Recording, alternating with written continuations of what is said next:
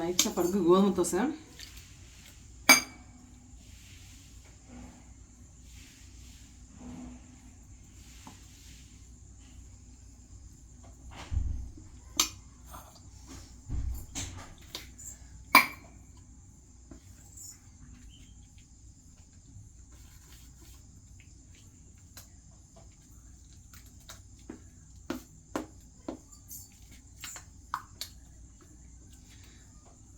இன்றைக்கி வந்து பர்த்டேன்னு சொல்லி ஐஸ்கிரீம் மாதிரி சாப்பிட்டோன்னா சாப்பிட்டு வந்து இந்த கண்ணுக்கு இந்த கண்ணை சுற்றி இப்படி வலிக்கிற மாதிரி ஒரு ஃபீலிங் இருக்குது.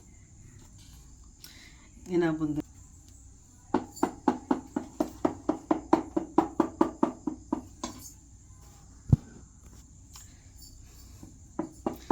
சோறு கொண்டு போகிற பிள்ளை சும்மாட எனக்கு சோறு தண்ணி சாப்பிடல கொஞ்சம் ஊட்டி விடு எனக்கு அத்தங்கிற ஓரத்தில் ஒரு அத்தி மரம் இருக்கு சுத்து சுத்து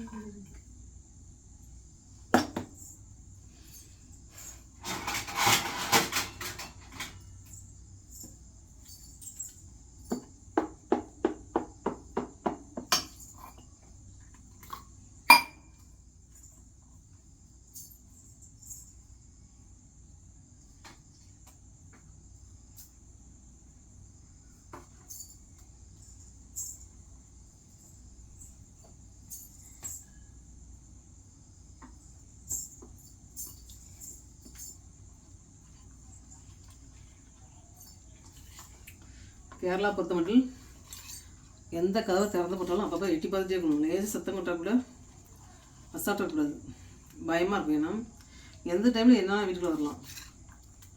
இந்த பக்கம் கதவு திறந்து போட்டுனா அந்த பக்கம் திறந்து போட்டாலும் ஒரு பயம்தான். நம்ம எங்கே அடிக்கிறோமோ அங்கே மட்டும் திறந்து போட்டுக்கணும்.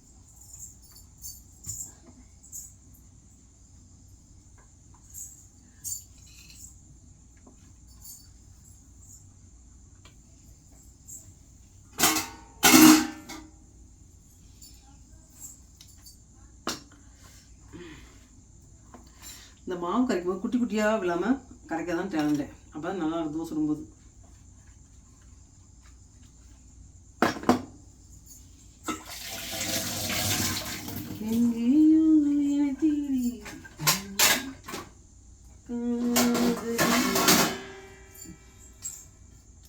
என் வீட்டில் கிச்சன் வந்து சிங்கு ஃபுல்லாக அந்த பக்கம் இருக்கா. கிச்சன் வந்து வெளியே இருக்குங்கள, சாப்பாட்டுலேருந்து தோசை கரண்டிலேருந்து எல்லாமே இங்கேருந்து எழுந்துட்டு போகணும். திருப்பி சுட்டுட்டு எல்லாத்தையும் திருப்பி கொண்டு இருக்கணும். எண்ணெயிலேருந்து எல்லாம் வெளியே தான் கொண்டு போகணும். எப்படி இந்த இடத்துல போகிறோன்னா அப்படியே போய் இதுதான் கிச்சன். இங்கே தான் ஸ்டவ் இருக்கா.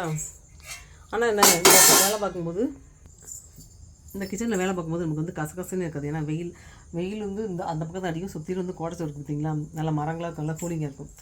அந்த ரூமில் வேலை பார்க்கறத இங்கே வேலை பார்க்குறது வந்து கசகசன்னு இருக்காது. நல்லா வந்து கூலி வெக்கலாம் வெளியே போயிடும். நம்ம தோசை விடும்போது வந்து தோசையில் வெக்கலாம் வெளியே போயிடும்.